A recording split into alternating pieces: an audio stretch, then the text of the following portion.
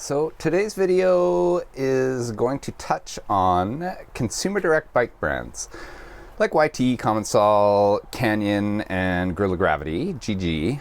If for some reason you do not know what consumer direct is, it is when a brand sells directly to you, eliminating any middlemen and anybody else who is got their hands in the cookie jar, so to speak, with the thought that, or the benefit of, hopefully better value and cheaper bikes. You know, YT, Commensal, and Canyon are a couple of the more prevalent ones in Canada. Side rant, I just have some notes over here, so if you see me going back and forth, that's why. According to Vital MTB's 2022 survey,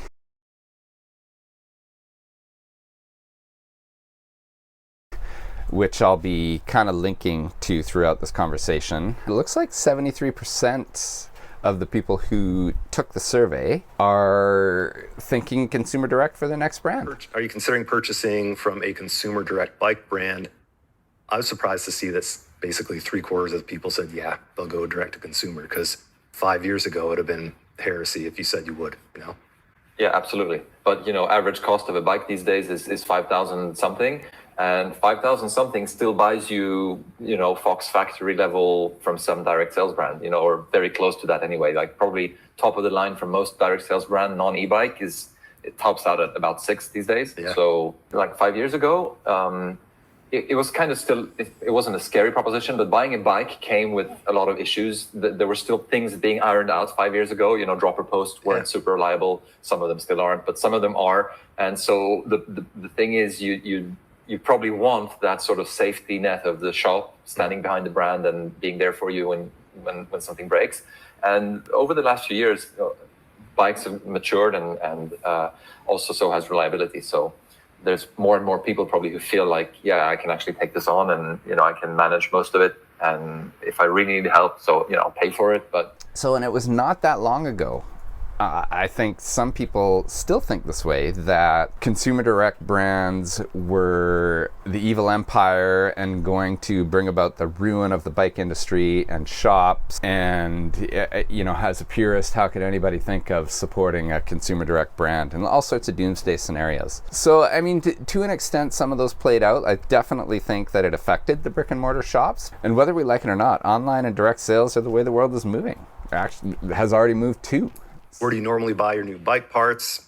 Online mail order makes sense, but it's cool to see that local bike shops still hanging in. There's a good patch of you going to your local bike shop, support them. It's always a good thing to do. Got some mail order choices there on the right, upper right, Jensen USA at the top.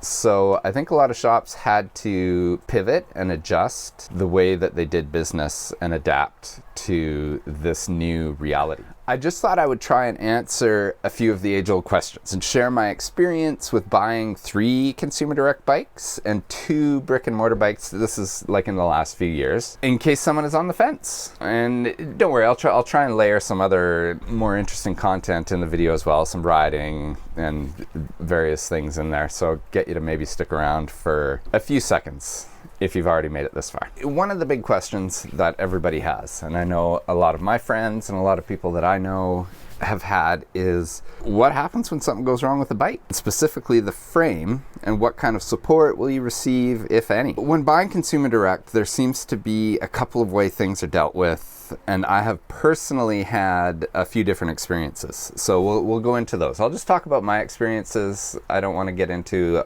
everybody else's nightmare or dream scenarios that they've had. So I'm sure there's a whole bunch of both. But with the frame, you're obviously always going to have to deal with the manufacturer directly.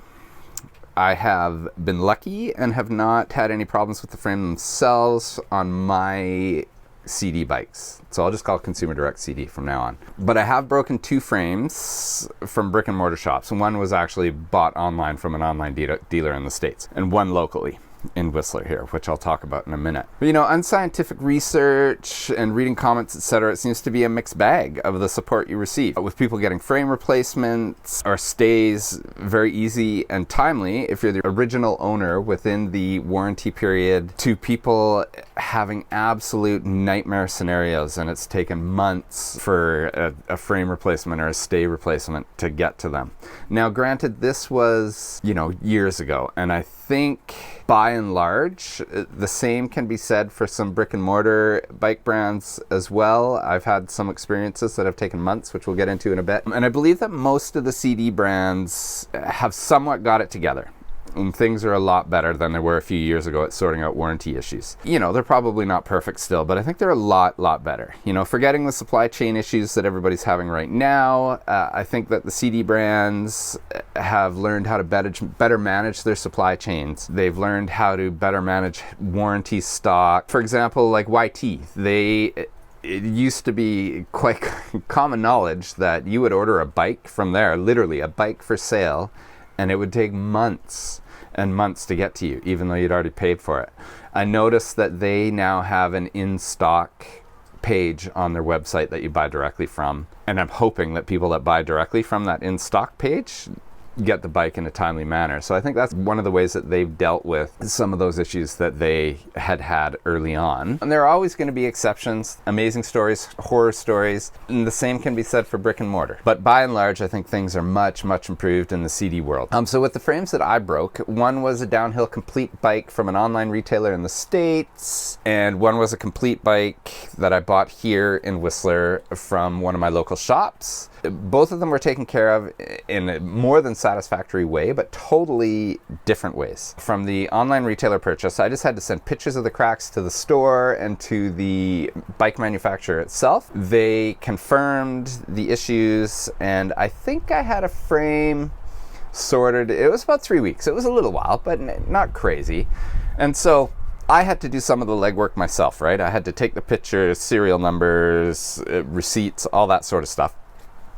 And then the local shop frame purchase, I just took the bike in. We talked about what was wrong with the bike. They did everything. They dealt with the manufacturer, they ordered, they replaced, and I was going again in less than a week, I think. It was actually quite impressive how fast they sorted me out and how fast the manufacturer had it was the stays, so how fast they had them here. Now, would that have been different if I dealt with the manufacturer directly? Could have been.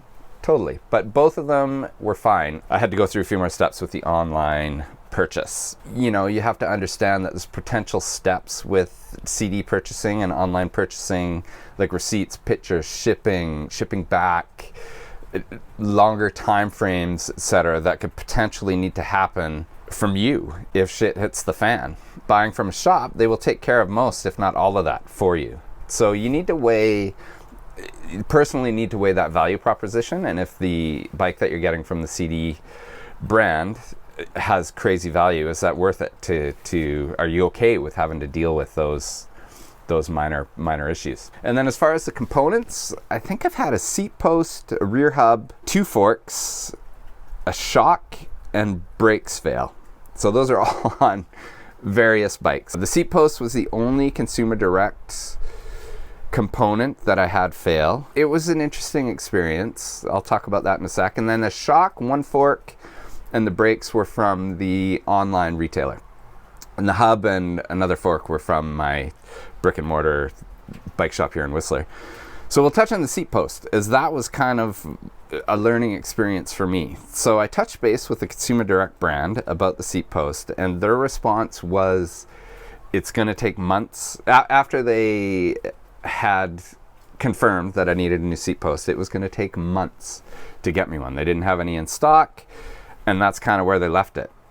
So pretty unhelpful, really. So I took it upon myself to actually contact the manufacturer of the seat post directly. And what they said to me was kind of a learning experience for me, and I can pass this on to you in case you don't know or are having any issues. Their suggestion was, do not contact the CD brand for any components. Anything other than the frame and what that CD brand manufactures themselves, you contact the component manufacturer directly.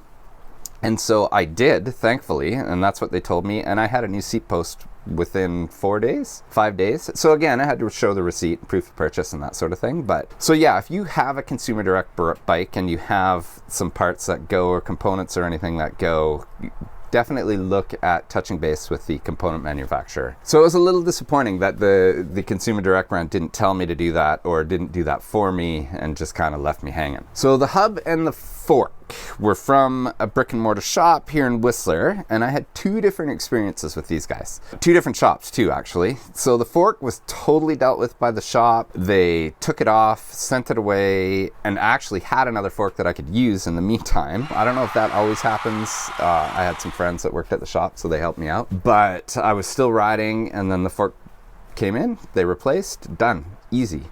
So they dealt with everything again. The hub was a similar procedure. Rear hub, took it in, pulled it off the wheel, sent it away. It was 6 months before I received a new hub. So I ended up having to buy a new wheel, build up a new wheel with, I got to upgrade the hub too to an Industry 9. So it ended up being okay. But if you didn't have the money to build a new wheel, build it up and have something to ride, it was 6 months.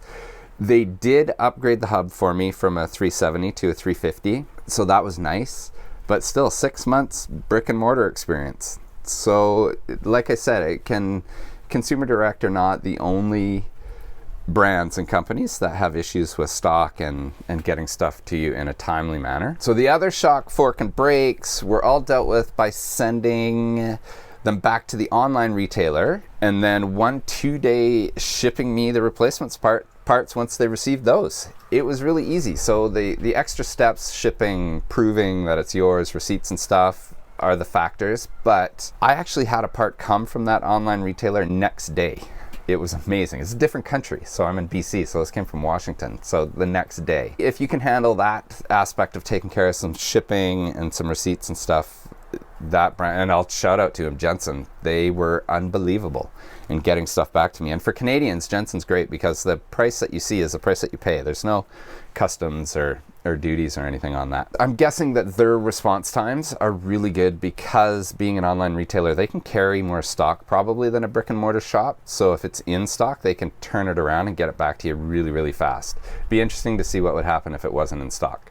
But I haven't had that issue so far. So another one of the questions that I think gets brought up quite a bit is, will shops work on it? I bought a consumer direct bike for Rowan, for my son, early in their introduction, like first or second year, well, maybe not first or second year, but early on when they were kind of still hitting the scene. And it was frowned upon by kind of the shop purists and everybody with their doomsday scenarios. And I have never